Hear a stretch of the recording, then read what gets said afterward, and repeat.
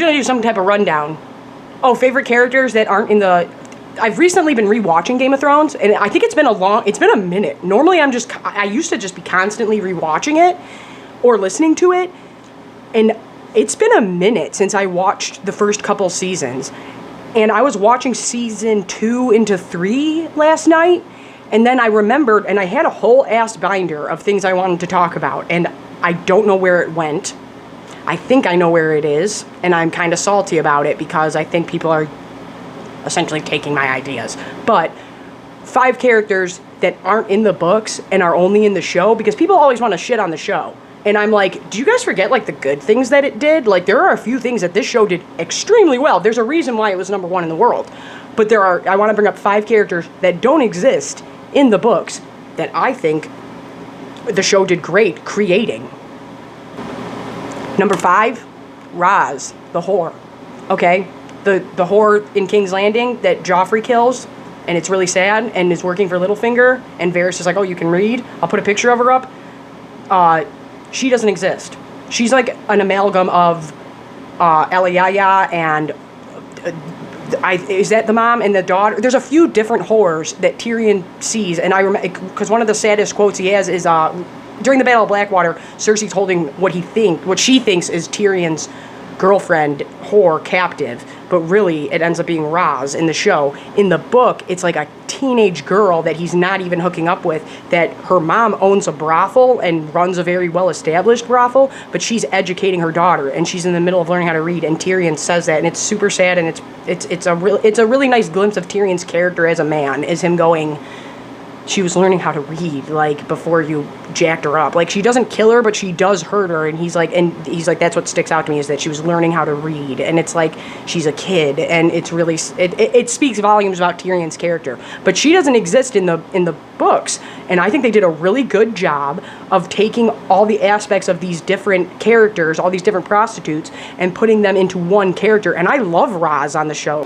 Another character that doesn't exist at all, that I really like a lot, Lady Crane, the one that hangs out with, or Arya hides with, she doesn't exist, and I really love what they do with her character, and that's really good writing, just as a show, outside of the story. It's just good writing, and she's a great character. I love her, and I think that actress does a great job, but she doesn't exist in the book, and I love her. She's such a fun character. She's like a breath of fresh air when we first meet her, and it's just nice, especially with how serious Arya's story is.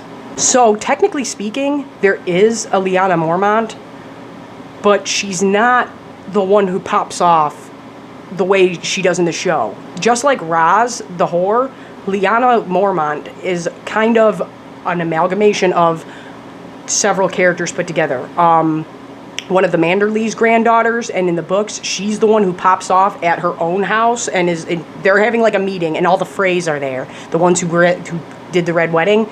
And they're essentially holding this house captive. And the only one to step up and talk shit is this little girl. And she's like, we don't kneel to nobody but the Starks. The Starks did this for us. The Starks did that for us. You're all cowards. And her grandpa is secretly trying to make moves, but he's like, shut up. Like, everybody's kind of in danger right now, little kid. And she's like 6 or 7. She's like a child. And she's the one who pops off. And it's a great part in the book. And I love Lyanna Mormont in the show. I think we all do. And she's like, and still you ignored the call, and still you ignored the call, and she calls them all bitches, and then she's like, I know no king but the king of the north whose name is Stark. Like, that's a great scene, and that actress kills it, and it's great. But like I said, she's several characters put together. She's that character. Now, there is a Lyanna Mormont, like I said, so she's also that character, but there's several sisters she has, and her mom is the one who runs Bear Island, and she marched south with Robb Stark, and in the books, I think she's stuck with Stannis's crew right now. She's being held captive,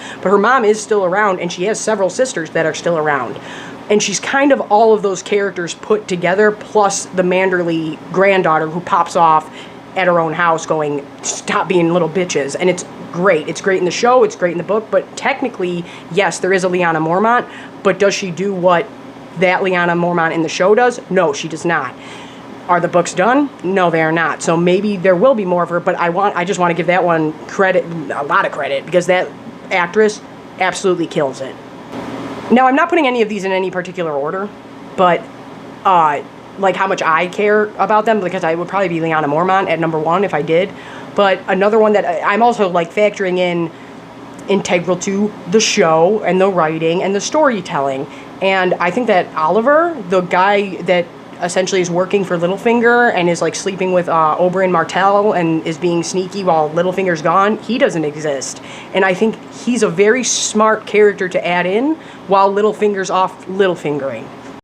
Since I'm counting, like I said, Lyanna Mormont exists. She just doesn't do everything that she does in the show, and she's a few characters put together. And since I'm including her, I thought that probably the most important is Robb Stark's wife.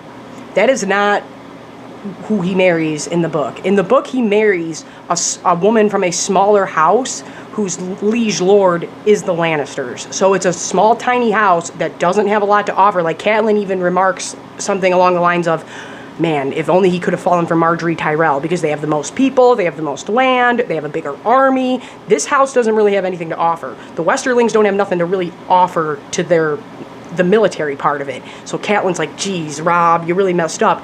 But on top of it, they're from the West, so they pay taxes to the Lannisters. That's their main lord, and she's just from a minor house. It's like all the little lords who call Robb king.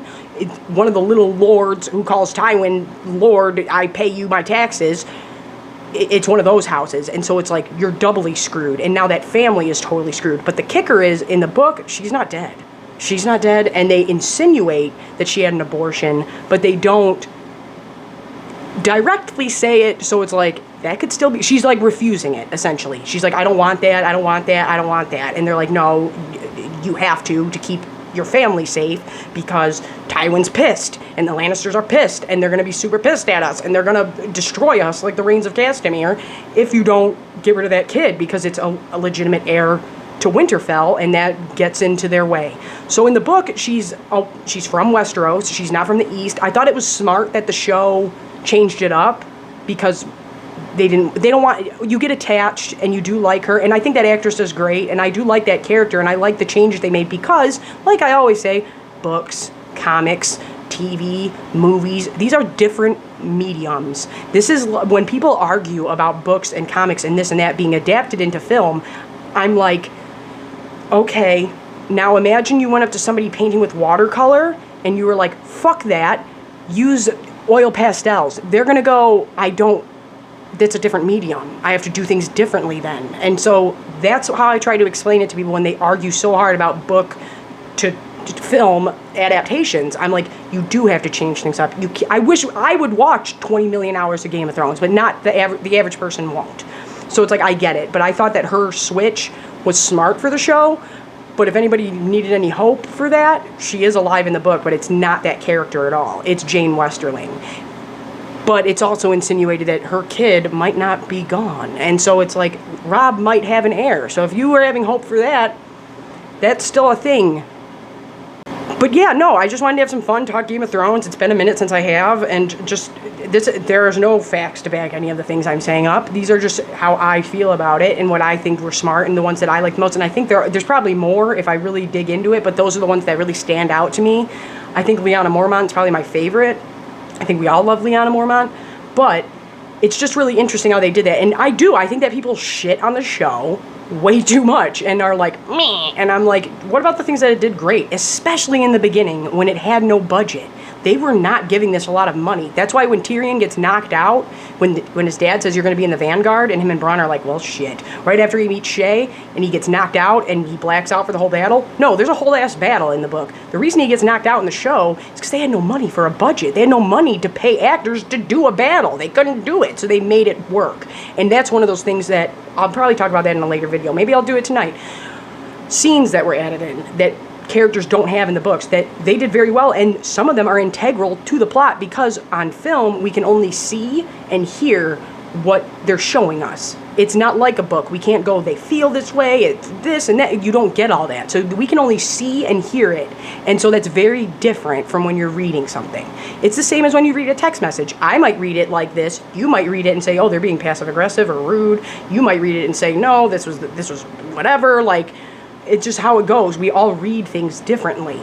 But yeah, I might do a video on that tonight. I might not, of my favorite scenes that were added in that are nowhere in the books to be found, and I feel like don't get enough credit because a lot of people work on stuff, not just showrunners or George R. R. Martin. There's actors, there's producers, there's people doing costumes, there's people doing all this stuff, and it's like a lot of people put in a lot of work, and I feel like sometimes we get so wrapped up in going, I didn't like this, I didn't like that, I didn't like this, I didn't like that, and one, that takes the fun out of it, but two, there are some really good things that they did with characters, and especially adapting it to screen and I will say even more in the beginning.